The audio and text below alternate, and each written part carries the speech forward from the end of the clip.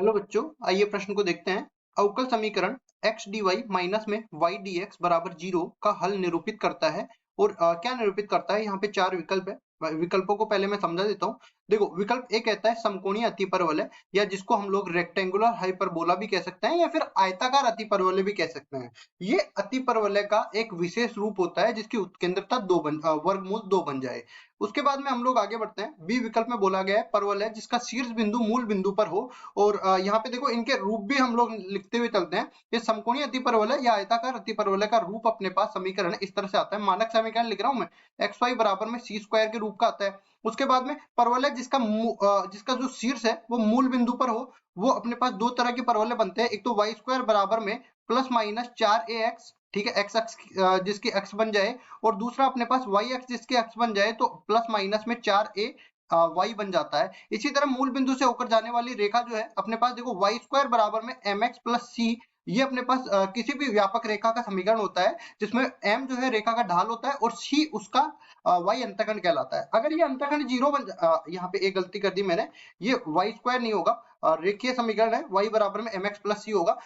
अगर ये c अंतखंड zero बन जाए, इसका मतलब ये होगा कि जब भी अपने पास y बराबर में mx वाली रेखा होती है ना, तो वो मूल बिंदु से गुजरती गुजरती है। ये ऐसा रूप बन जाए तो अब वृत्त जिसका केंद्र मूल बिंदु है, तो इस तरह से इसका भी व्यापक समीकरण हो जाएगा, X square plus Y square बराबर में आर स्क्वायर, आर जिसकी त्रिज्या कहलाती है। अब चलते हैं हम लोग किसमें, मुख्य अवधारणा में। मुख्य अवधारणा मुख्य अवधारणा में देखो, सबसे पहली चीज हम लोग बता देते हैं कि कोई भी अपने पास अवकल समीकरण हो, उसको हल करने का एक महत्वपूर्ण तरीका निर्धारित होता है। अब देखो, हमारे पास तीन तरीके होते हैं। पहला चर पृथक्करण विधि, दूसरा समघातीयकरण विधि और तीसरा अपने पास होता है प्रथम कोटि के रेखिक अवकल समीकरणों को हल करना। अब इसमें देखो, सीधा ही अपने पास चर पृथक्करण विधि लग जाती है, तो लिख देंगे चर पृथक्करण विधि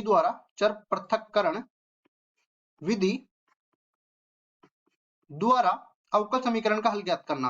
अवकल समीकरण का हल ज्ञात करना। और ये कैसे करते हैं? जब भी अपने पास fx का जो फलन है ना, वो तो अपने पास x के dx के साथ चला जाए, और जो y का फलन है वो अपने पास dy के साथ चला जाए, तो इन दोनों का अलग अलग अवकलन किया जा सकता है, सॉरी समाकलन किया जा सकता है। और समाकलन करने के बाद अपने पास ये जो अवकलज का रूप है ना, ये dy बटा dx, ये हट जाता है। और इस तरह से हम लोग अवकल समीकरण का हल ज्ञात कर सकते हैं। अब इसको आगे हल करते हैं। देखिए, जो समीकरण है उसको लिख के लाते हैं x dy, और इसको दूसरी तरफ लेके जाते हैं, तो ये क्या बन जाएगा, y dx। अब देखो, dx के साथ x को ले जाएंगे और dy के साथ y को ले जाएंगे, तो ये क्या बनेगा, dy बटा में y बनेगा। और इसी तरह dx बटा में x दूसरी तरफ बन जाएगा, तो ये बराबर में हो जाएगा dx बटा में x। अब साथ ही साथ इसी पद में हम लोग इनका समाकलन भी कर देते हैं, क्योंकि चर पृथक्करण हो चुके हैं।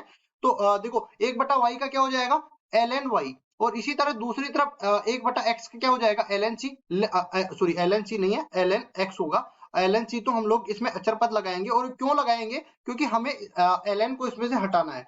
तो यहाँ पे क्या बन जाएगा, अचर पद, क्योंकि अनिश्चित समाकलन है ना ln c। तो यहाँ से देखो, पहले तो लॉग का गुणधर्म लगा देते हैं, ln y बराबर में जब भी दो के जोड़ के रूप में आ जाए ना, तब अंदर वाली राशि आपस में गुणा हो जाती है, तो ln cx के बराबर ये बन जाएगा। अब देखो, ln वाली राशि आपस में बराबर है, तो तुलना करने पर अंदर वाली राशियां भी आपस में बराबर होनी चाहिए ना। और साथ ही हम ये लेके चलते हैं कि जब भी समाकलन करते हैं ना, तब अपन इसमें मापांक लेके चलते हैं। मापांक है मतलब धनात्मक राशि है, ये अपनी तरफ से मान के चल रहा हूँ कि धनात्मक राशि है, तो यहाँ से y बराबर में cx के बराबर इसका जो है अवकल समीकरण का हल आ गया। अब देखो, यहाँ पे विकल्पों में कौन सा समीकरण व्यापक रूप में ऐसा दिख रहा है, y बराबर में mx। इसके अलावा कोई भी ऐसा समीकरण नहीं है, तो हमारा सी विकल्प जो मूल बिंदु से होकर जाने वाली सरल रेखा का जो समीकरण है, वो इस अवकल समीकरण का हल कहलाएगा। इसी तरह सी विकल्प बिल्कुल सही उत्तर हो जाएगा। आशा करता हूँ ये सवाल आपको समझ में आया होगा। धन्यवाद।